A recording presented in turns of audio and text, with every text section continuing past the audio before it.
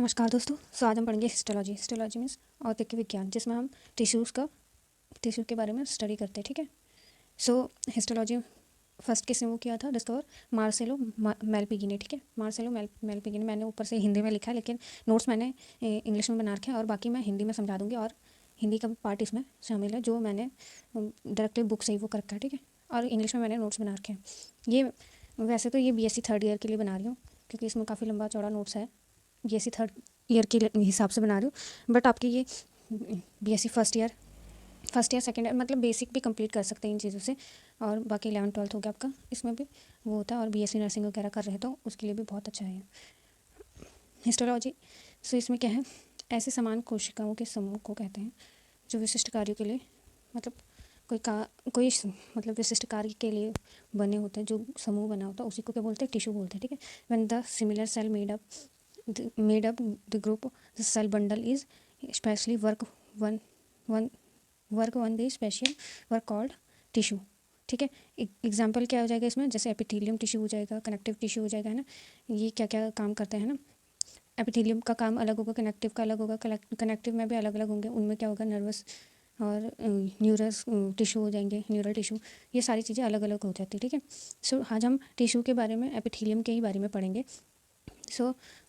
ये hand written note है, बाकी आप देख लीजिएगा। Bunch of cell form the tissue they connected like building. जैसे क्या होता है कि ब्रिक्स होती है ना, ईंटें होती हैं, ईंटें और सीमेंट जैसे मतलब कि जैसे सीमेंट का हम वो लिक्विड मैट्रिक्स बना के वो डालते हैं और फिर ब्रिक्स डालते हैं, तो उनके क्या हो जाएगा? उनमें कनेक्शन हो जाता है ना। वैसे ही टिश्यू और ऑर्गन का हमारे ह्यूमन बॉडी में या किसी भी एनिमल्स में ऐसे ही लिंकेज होता है, कनेक्शन होता है। उसी को क्या बोलते हैं? टिश्यू बोलते हैं ना।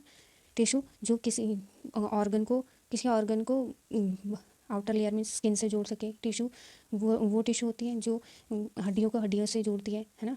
बोन्स टू बोन और कार्टिलेज टू बोन मीन्स उपास्थि से अस्थि को जोड़ती है ना। ये सारी क्या आती है? टिश्यू की कैटेगरी में आती है ना। So they connect this cell together called intracellular substance. अब ये इंट्रासेल्यूलर सब्सटेंस क्या होता है? मैट्रिक्स जिसे हम बोलते हैं ना। मैट्रिक्स में ही हमारे ये टिश्यूज होते हैं, कोई फाइबर्स में होता है, फैटीज में होता है ना। ये सारे उसी मैट्रिक्स में पाए जाते हैं। ठीक है। The substance are non living और द जेली लाइक। अब ये विस्कस लाइक होता है। जेली लाइक की मीन्स ऐसा भी नहीं होता कि बिल्कुल बहने वाला, बिल्कुल लिक्विड लाइक नहीं होता, लेकिन हाँ ये ऐसा होता है कि थोड़ा लिक्विड से थोड़ा वो ज़्यादा गाढ़ा होता है। ये सब्सटेंस जो होता है, कौन सा? मैट्रिक्स जिसकी बात हम कर रहे हैं ना, उसमें आपका ये टिश्यू वगैरह, ब्लड वेन्स और लिम्फ, ये सारी चीज़ें इसी में आ जाएंगी। ठीक है। Sometime they present in fiber like protein. ठीक है। Fiber like protein, collagen the fluid is also known as tissue fluid और इंटेस्टाइनल फ्लूइड। ठीक है। अब इसमें क्या बोल रहा है कि प्रोटीन भी होते हैं, कोलेजन प्रोटीन हो गया है ना। तो ये कैसे होते हैं? फाइबर लाइक होते हैं, तंतुमय होते हैं ना। हिंदी में बता रही हूँ मैं, तंतुमय होते हैं। तो ये क्या होता है कि और कुछ फ्लूइड भी होते हैं, तो उनको क्या बोलते हैं? तरल ऊतक, है ना। जैसे हम बोलते हैं इंटेस्टाइनल फ्लूइड, जो हमारे आहार के अंदर होती है ना, उसमें भी होती है। इसमें केमिकल सब्सटेंसेस भी होते हैं in which intracellular substance present blood and lymph car capillaries net. ठीक है। नेट लाइक स्ट्रक्चर बनाते हैं ये हमारे मैट्रिक्स में। ठीक है। मैं हिंदी में भी देख लेती हूँ, हिंदी में शायद थोड़ा ज़्यादा वो हो। यहाँ पे सामान्य नॉर्मल बातें की गई हैं उसमें। ठीक है। जिसमें बताया कि ये सामान्य कोशिका क्या होती है, इसमें बताया ना। ये सामान्य कोशिका को इन्हीं सुसंगठित और स्तरों को ऊतक कहते हैं। ये स्तरों को बोलते हैं। ठीक है। और इनका अध्ययन ही ऊतक विज्ञान कहलाता है। ठीक है। इतना तो हमें लिखना पड़ेगा उसकी हिस्ट्री में, और किसने फर्स्ट टाइम इसकी खोज की थी, है ना। टिश्यू के बारे में किसने बताया था, है ना। और टिश्यू का नाम किसने दिया था फर्स्ट टाइम। तो ये सारी चीज़ें उसमें मतलब इसकी एक हिस्ट्री पहले तो हमें, जैसे हिस्टोलॉजी के बारे में या टिश्यूज़ के बारे में लिखा आएगा तो हमने पहले उसकी हिस्ट्री लिखनी, उसके बाद अलग लिखना है ना। तो ऊतक की सामान्य रचना, जनरल स्ट्रक्चर ऑफ टिश्यू। जैसे मैंने बताया ब्लॉक्स लाइक होते हैं, सीमेंट और मकान के ईंटों का परस्पर जुड़ना होता है, वैसे ही इंटरसेल्यूलर और कोशिकाएं जो टिश्यूज़ होती हैं वो आपस में जुड़ी रहती हैं, इंटरकनेक्टेड रहती है ना। और ये सारा मैंने पढ़ा दिया। ठीक है। देन हमारा आ जाएगा, यहाँ पे आ जाएगा कि अब परीक्षा की दृष्टि से मैंने किताब से ही ले रखा है, आप देख लीजिए। जैसे अगर आपका एमसीक्यू बेस आता है, आपका क्वेश्चन आपके यूनिवर्सिटी में क्वेश्चन पेपर है ना, तो एमसीक्यू बेस्ड आता है, तो उसमें भी देख सकते हैं आप। तरल द्वारा घिरी रहती है, ये तो हमें पता है। इसमें क्या होता है कि केमिकल ट्रांसपोर्टेशन होता है, केमिकल ट्रांसपोर्टेशन होता है, और कोशिकाओं सो इसमें क्या होता है ट्रांसपोर्टेशन, इसमें कैसे होता है, जैसे ब्लड हो गया, लिम्फ हो गया, है ना। अब ब्लड का वो तो होगा, और कुछ वो होती है जैसे ब्लड से ऑक्सीजन लाएंगी, है ना, और कार्बन डाइऑक्साइड ले जाएंगी, ये सारी चीज़ें इन्हीं में होती है, ठीक, टिश्यूज़ में ही होती है। मेटाबॉलिक वो होते हैं जो नाइट्रोजन बेस होते हैं, ये सारे वो होता है। और इसमें यहाँ पे लिखा है हमारा आ जाएगा कि ऊतक द्रव उस माध्यम का काम करता है, ये जो मैट्रिक्स है वो किस माध्यम का काम करता है, क्या काम करता है, जिसमें होकर रुधिर कोशिकाओं के बीच रासायनिक आदान प्रदान होता है, ठीक है, केमिकल ट्रांसपोर्टेशन होता है इसमें, ठीक, ये चीज़ें बता रहे हैं। सो इसके बाद आ जाएगा ऊतक के काइंड ऑफ टिश्यू कितने प्रकार के होते हैं।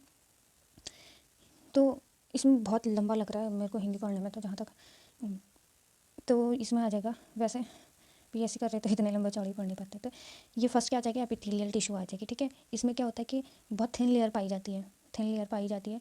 और ये इसके एग्जांपल कौन कौन से हो जाएंगे, ये ज़्यादातर ग्रंथियों में ही पाई जाती है। तो इसके एग्जांपल क्या क्या हो जाएंगे, बकल कैविटी हो जाएगी, हमारी स्किन हो जाएगी, है ना, स्किन कहीं पे चोट लग जाती है तो अचानक से छिल जाता है ना, तो वहाँ पे क्या होती है, थिन लेयर होती है ना, थिक नहीं होती है। और आहार नाल हो गया, ठीक है, और ये आपके ट्रैकीज हो गए, ये सारे क्या होती है, ये अंदर से जो बनी रहती है, ये किससे बनी रहती है, एपिथेलियल टिश्यू से, जो कि थिन लेयर है, ठीक। और सेकंड टाइप किसका हो जाएगा, कनेक्टिव टिश्यू हो जाएगा इसमें। एंड थर्ड हो जाएगा मस्कुलर टिश्यू और नर्वस टिश्यू, ठीक। सो पहले हम इसके बारे में बात करते हैं, एपिथेलियल टिश्यू। बाकी कनेक्टिव टिश्यू हम किसी दूसरे वीडियो में करेंगे, ठीक है। सो एपिथेलियल टिश्यू ये जंतु शरीर के त्वचा में खोखले अंतरांगों में मीन्स बकल कैविटी, जहाँ पे क्या होता है कि जहाँ पे खोखला टाइप में होगा वहाँ पे पाए जाएंगे, है ना, कैविटीज़ होंगी, ट्रैकीज होगी, वहाँ पे खुला रहता है ना। और आहार नाल के अंदर आहार नाल जो हमारे इंटेस्टाइनल वो होती है, उसके इनर लेयर जो होती है वो भी एपिथेलियल टिश्यू की बनी होती है। ब्लड वेसल्स होती हैं, ये भी एपिथेलियल टिश्यू की बनी होती है ना।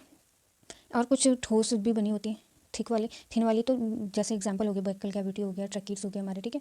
और फिर इसमें क्या हो जाएगा, जो ठोस होती है वो क्या होती है, जीभ आ जाएगी हमारी, ठीक, जीभ आ जाएगी, और लिवर आ जाएगा, ये मोल्स आ जाएंगे, ये सारे किस में आ जाएंगे, तिल वगैरह, ये सारे एपिथेलियल टिश्यू के बने होते हैं, ठीक है। इस ऊतक की कोशिकाएं कोलेजन प्रोटीन और मेन टॉपिक को आप पहले वो कर लीजिएगा, ठीक है।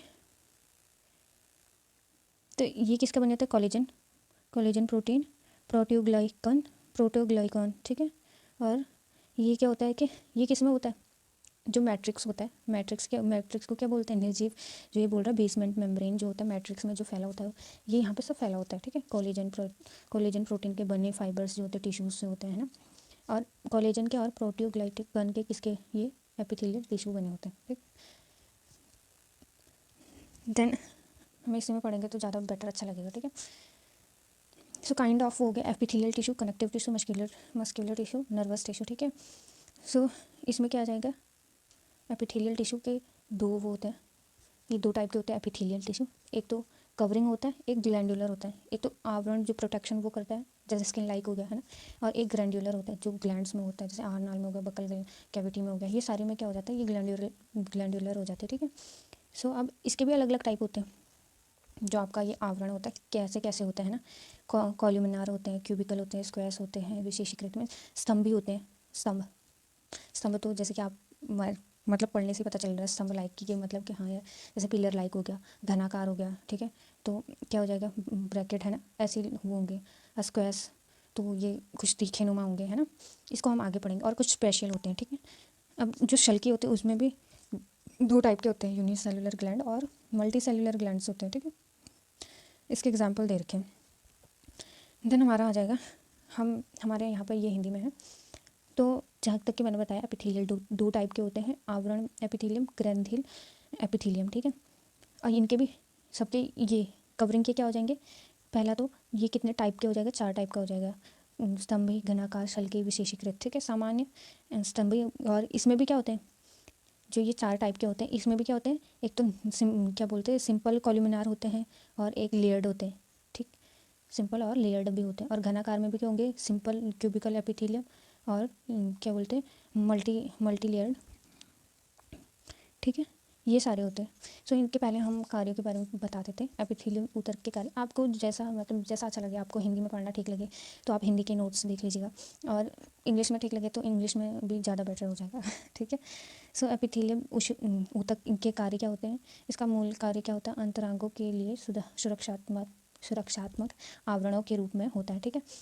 ये क्या क्या करता है, ये एंटीबॉडी लाइक, ठीक है, प्रोटेक्शन करता है, मीन्स प्रोटेक्ट करता है। अगर कहीं पे रप्चर हो जाते हैं हमारे बॉडी पार्ट, कहीं पे चोट लग जाती है, एक्सीडेंटली चोट लग जाती है ना, तो चोट लगने से क्या होता है, कहीं पे कभी बैक्टीरिया इन्फेक्टेड हो जाते हैं, तो इनमें क्या करते हैं, जो इनमें एपिथेलियल टिश्यू में जो ये ब्लड और लिम्फोसाइट बताए थे, उसमें क्या होते हैं, उसमें जो लिम्फोसाइट्स होते हैं वो क्या करते हैं कि प्रतिरक्षा तंत्र क्रिएट करते हैं ना, प्रतिरक्षा एक एंटीबॉडी टाइप में क्रिएट करते हैं, और वो क्या करते हैं, बैक्टीरिया और क्या बोलते हैं यहाँ पे सूखने से वो करेंगे, ये सारी जो भी उनमें मीन्स बैक्टीरिया या वायरल जो भी बीमारी होंगे उससे पहले प्रोटेक्शन करेंगे, ठीक है, पहले तो अपनी एंटीबॉडी वो करती है ना। सो इसमें क्या हो जाएगा, शरीर पर त्वचा एपिथेलियम एक अभेद्य बाड़, मीन्स इम्परवियस बैरियर है। जैसा कि मैंने बताया कि क्या बोलते हैं, ये हमारी सुरक्षा करता है, हमारी स्किन, ठीक है, ये क्या है, एपिथेलियल टिश्यू ही है, ठीक है। आप इनको बाहर का स्किन ना बोल के एपिथेलियल टिश्यू बोलते, सिंपल सी बात है, साइंस के स्टूडेंट हो तो थोड़ा एक्स्ट्रा ऑर्डिनरी भी चल जाता है। और अंतरांगों पर अपने अपने वातावरण से पदार्थों का सारा आदान प्रदान एपिथेलियम आवरण के ही आर पार होता है, ठीक है। हमारी नर्व्स दिखती है ना, नर्व्स दिखती है ना, तो वो क्या होता है, इसका मतलब क्या है, इसी में क्या है, हमारे ये मसल वो हो जाएंगे, वेन्स वगैरह है ना, वेन्स वगैरह कैपिलरीज, ये सारी इसमें है ना, ये सारी किस में है, एपिथेलियल टिश्यू में है, एपिथेलियल टिश्यू में है, ठीक है।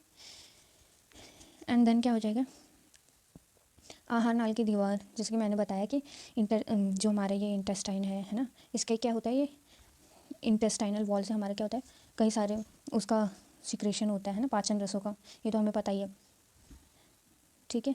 और पोषण पदार्थों एवं जल अवशोषण का श्वसनांगों से गैस विनिमय और उत्सर्जन अंगों की उत्सर्जन का कार्य करती है। ये सारे कार्य ये करती है, मीन्स इनमें एपिथेलियल टिश्यू की ही बनी रहती है, ठीक है। अब ये नहीं कि मतलब जो उत्सर्जन अंग जो बने होंगे वो तो उसी से बने होंगे ना, गैस वो होता है, एक्सचेंज होता है ना, तो ये क्या होता है, ये श्वास नली की वगैरह ये सारी किससे बनी होती है, टिश्यू से ही बनी होती है, तो ये बेस है, मतलब कि एपिथेलियल का एक पॉइंट वाइज काम हो जाएगा ना।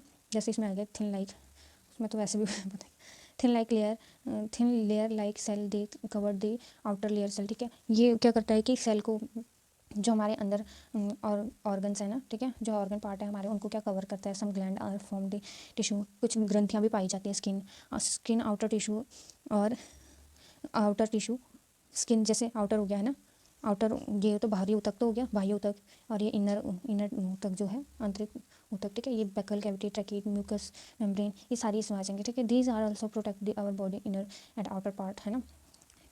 Some solid inner cellular outer layer, example tongue, liver, mole, ये सारे हो जाएंगे, ठीक। The tissue made up the collagen, ये तो बताते work of epithelial tissue, mainly they protect the cell Richard by the accident और harmful barrier ETC there harmful reaction and they protect the tissue drying up, ठीक है। Are skin is epithelial tissue is worked as a impervious barrier, ठीक है, ये बचाव का कार्य करती है और स्किन, ठीक। और इसमें क्या हो जाएगा, in inner organs transportation of nutrition etc, ठीक है, they work as a selectively, जो मतलब ऐसा तो नहीं होगा ना किसी भी बैक्टीरिया वायरस कोई वो ले लेगी ना, जैसे ऑक्सीजन लेगी तो हमारे नेजल उसमें वो क्या करते हैं, वो भी कार्य करते हैं ना। सो ऐसी हर चीज़ होता है कि हाँ प्रोटेक्ट करते हैं हमारी बॉडी को, टिश्यू भी बहुत तरह से प्रोटेक्ट करते हैं, जैसे पसीना आना भी ये बहुत बड़ी बात है, जो हमारे मतलब कि अंदर की गर्मी को मेंटेन करके रखते हैं ना, हमारे टेम्परेचर को। The inner wall tissue is epithelial tissue, they worked as a क्या